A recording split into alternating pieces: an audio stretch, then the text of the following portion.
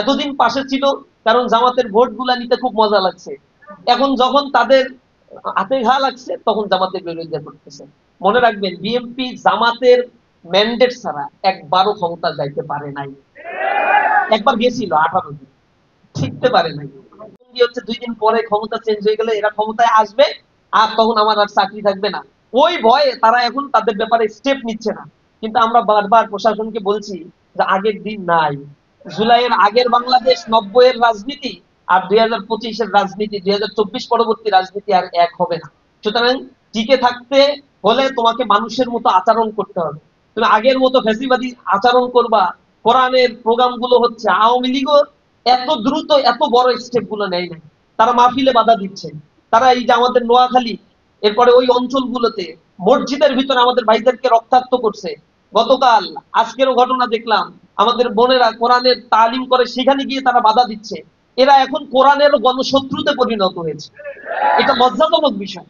যাদের সাথে এত দিন ধরে আমাদের পথ চলা ছিল, তারা আজকে স্বার্থের কারণে বিরোধিতা করা শুরু করেছে। এতদিন পাশে ছিল, কারণ জামাতের ভোটগুলা নিতে খুব মজা লাগছে। এখন যখন তাদের হাতে ঘা লাগছে, তখন জামাতের বিরোধিতা করতেছে। মনে রাখবেন, বিএনপি জামাতের ম্যান্ডেট ছাড়া একবারও ক্ষমতা যাইতে পারে নাই।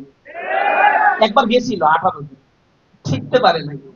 সুতরাং তারা এমন কোন দল না যে এককভাবে ক্ষমতায় চলে গেছে কোনোদিন, এটা মনে করার কারণ নাই।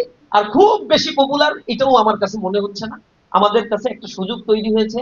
আমার দৃঢ় বিশ্বাস, এই ইয়াং জেনারেশন পারসেপশন এখন তাদের চেঞ্জ হয়ে গেছে। যত বেশি শিক্ষিত মানুষ, তারা এখন তাদের ওপেন আই দিয়ে তারা দেখতে পাচ্ছে যে আসলে এই দেশের জন্য কারা কল্যাণ করেছে। চেতনার ট্যাবলেট খাওয়ানোর পরে মানুষকে আর মানে ঘুম পড়িয়ে রাখা যাবে না। এখন আর চেতনাকে অনেক বিক্রি করছে, আওয়ামী লীগ বিক্রি করছে, ওই একই চেতনার ব্যবসা আবার তারা শুরু করছে। তা আমরা, তারা যা বলুক না কেন, আমরা বলি উহারা প্রচার করুক হিংসা বিদ্বেষ আর নিন্দাবাদ। আমরা বলিব সাম্য শান্তি এক আল্লাহ জিন্দাবাদ। আমরা আমাদের এজেন্ডা গুলো নিয়ে মানুষের কাছে এখন, মানুষের কাছে একটু পৌঁছাইতে হবে।